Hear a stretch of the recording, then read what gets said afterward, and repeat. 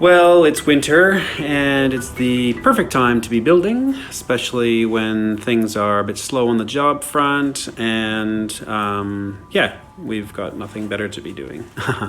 And I want to live in this house one of these days, not when I'm retired. Well, I want to live in when I'm retired, but not have to actually wait till I retire to live in it.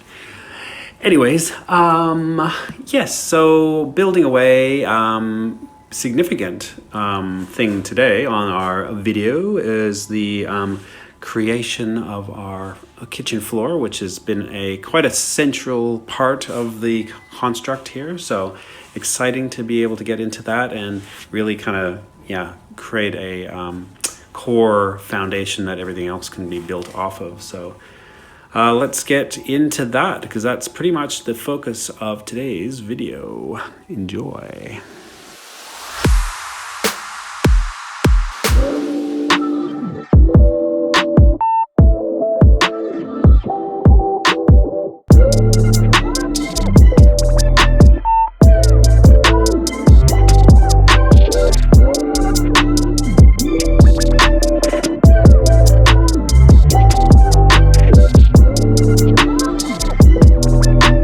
Been doing a little bit of fun with the nail gun, getting my floor ready for the kitchen.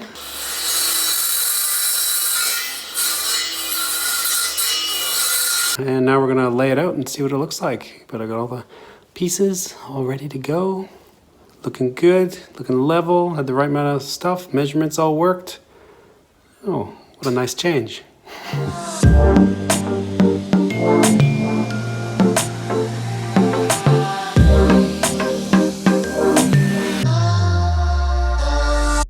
So, I'm currently entrenched in floor hell, kind of, kind of hellish. Yeah, just a lot of things to think about and kind of does your head in it a little bit when you have to think about so many different things in terms of the floor. You've got everything from, like where my plumbing is going to go, my central electrical distribution box is going to go around here. We've got some new ducting, as you can see, that will be our kind of in-floor air conditioning system, which we were working on before. And if I've learned since that I've got to add like a little duct fan to kind of drive the recirculated air out here. And I'm just busy working out, how my drawers are going to work for my storage, underfloor storage, and got to work out all the points and holes and where things are going to go up walls and all that kind of stuff. So yeah, there's just a lot of materials and a lot of things to think about in this area, and it can get a little bit frustrating since I'm doing probably the work of 4 different trades or something like that. Feels like it's, just sort of, we've reached another point where things are going really slow again, but I do acknowledge that there's a lot going on under our floor, which is probably more than just the average thing if we just popped up a bunch of walls and so on. But it's always about working out what comes first, and like when you haven't built a place before, you don't know the best kind of order of things, and you're trying to think ahead of when to bring electrical people in, and when to pop the plumbing in, and when I can put the floor completely over the raised floor and just completely seal it down. Have I done everything underneath, or is there still more stuff that I'll need to have access to? So it is tricky in that respect.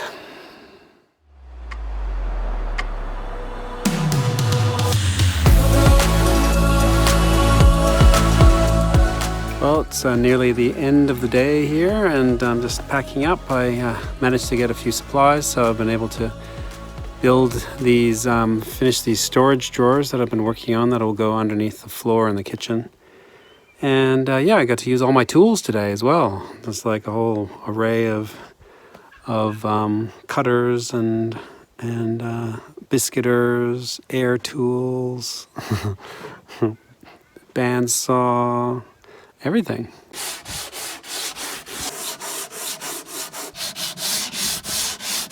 Wow. Very multifaceted job. Anyways, it's good to see these kind of coming together finally. And soon we'll have, some wheels coming on. That'll be my next task tomorrow.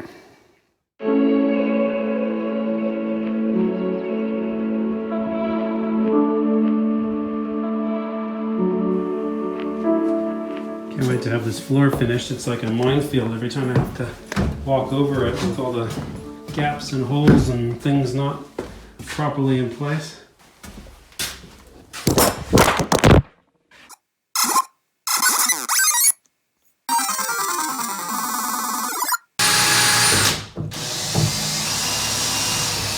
So my drawers are gonna have wheels on the bottom, and I thought instead of putting casters, which I would probably have to stick to the bottom or get some kind of tricky ones, which also cost they end up costing probably $7 or $8 each. I thought I'd use my resources and get some rollerblade wheels.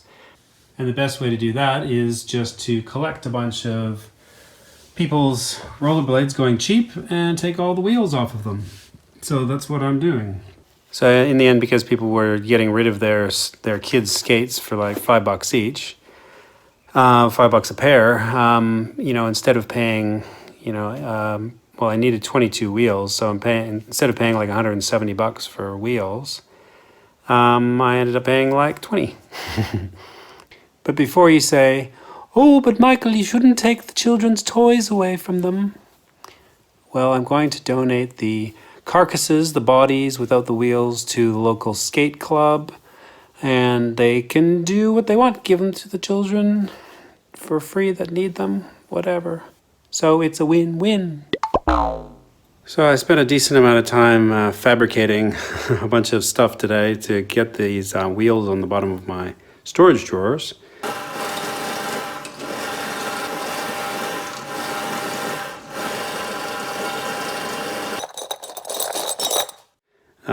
I was busy making these little things, which you think you might be able to buy in the store, but it's actually quite particular to the size that I need for what I'm doing. See, I've put in one of the wheels so far.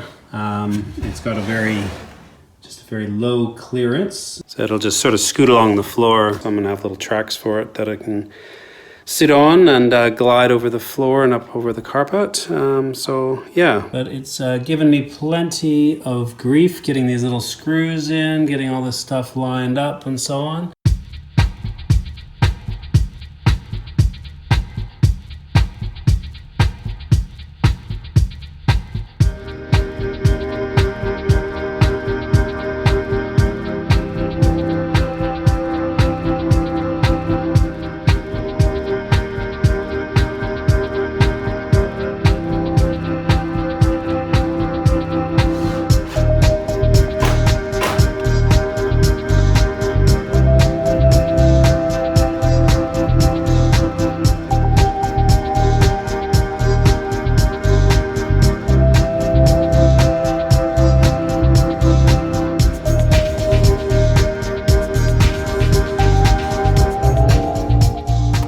See the action is like it's a nice smooth drawer, and so it should work really quite well. Right now I've just put these temporarily on here just to sort of show you the sliding movement, but they've been raised up so that eventually the carpet and the flooring will match on this side with the height of the track, so it'll sort of slide out over the carpet area.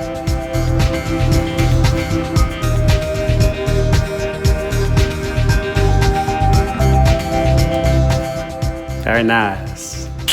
A great success. This is the view that I'll have from the kitchen when it's finally done. We've got enough of the flooring here that I can kind of get a sense of that, and looking up at the skylight above my head and how the ceiling is relative to where I'm standing, which isn't too bad at all, given that we're raised up a bit. So it's good to see kind of getting a bit of a sense of space here. We're just doing a little craft project this morning. A duct boot end, which has got to fit over here and then connects to my ducting. My ducting, however, is an unusual size because it's this caravan ducting. So it's only 60-ish mils wide. And this is a narrower vent as well. So ideally I wanted something that had a round end that flared out to the full 350 mil width. So doing a lot of looking around, it's an unusual size obviously, and a lot of vents are made for the 150 mil opening. And so I was gonna kind of hack something together with like a little bit of the tubing and then hacking that, widening that out to like a full vent ducting size, and then go to the vent boot duct and then to this, and it all seemed a bit messy. So instead, my mate Rob came up with this idea of using some foam to form into the shape that I needed. So I basically just joined two pieces together here, and I'm just starting to carve this out and see if this will work. And then it'll open out at the back to the vent in the right size. So we'll see if we can get this to work.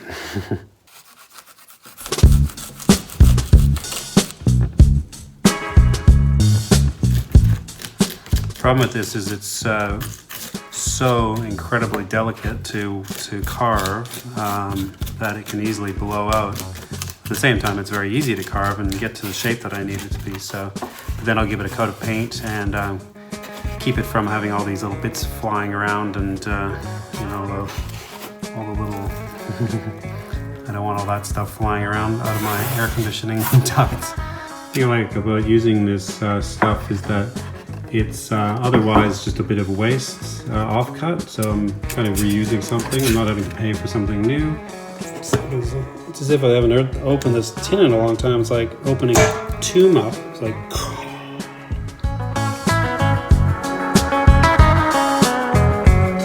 We're going to install it and see if it actually does work as expected.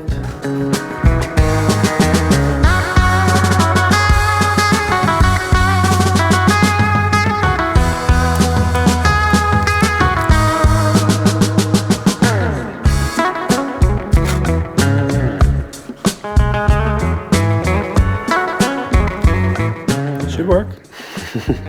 Not glamorous, but does the job, and I couldn't find a piece that fit perfectly otherwise, so we'll see.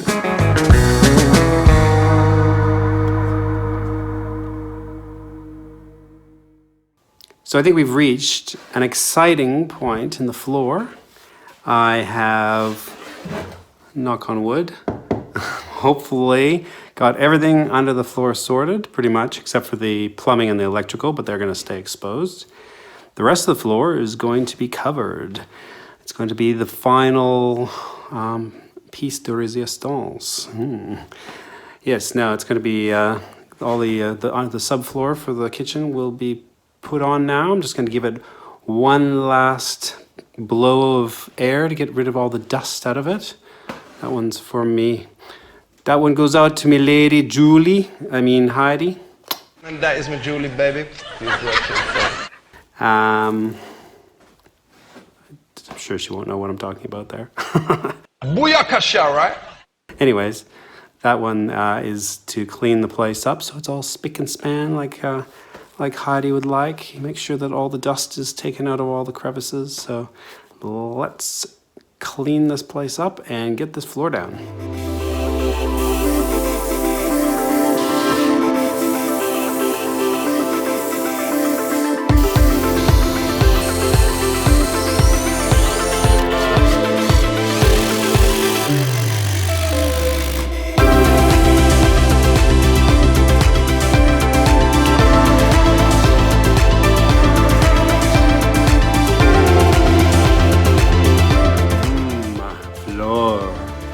And tomorrow we screw it down. We screw the floor down.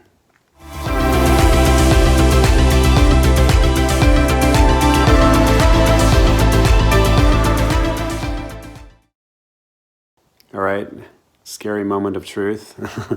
I'm about to start screwing the floor down to the kitchen. And yeah, I hope I've remembered to do everything underneath. Ha ha ha. Because I keep forgetting, I keep remembering things. It's just like, as soon as like I'm starting to go, okay, this is it. I'm ready to do the floor. Oh, what about that thing? Oh, that wire. Oh, right about, yeah, that vent. Oh, yeah, blah, blah, blah, blah. Anyways, I think I'm ready. So I'm going to go piece by piece in places that I'm most confident with first.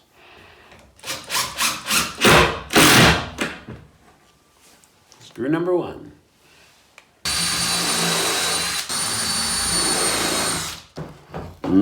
Feels nice and solid when I walk around. The floor is down, yay! Well, mostly. The little bit left over is the bit for the electrical and the plumbing.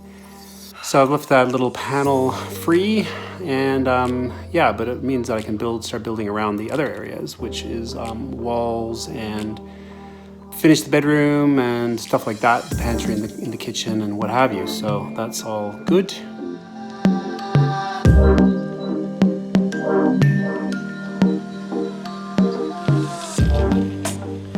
So, hope you enjoyed that little masterclass in amateur building. So yeah, join us next time when these things start accelerating and exciting new developments that will be in the next installment video. I'll give you a quick peek in what's going on. Whoa, there it is. Did you see? Did you get a feeling for what's going on? Tantalizing. Anyways, so join me next time as I get stuck into getting the bedroom finished, and yeah, we'll see if we can't get this thing done before 2022, I think is what I'm going for now. Yeah, that's about right. Anyways, happy building to all my fellow tiny house builders, and we'll talk to you soon.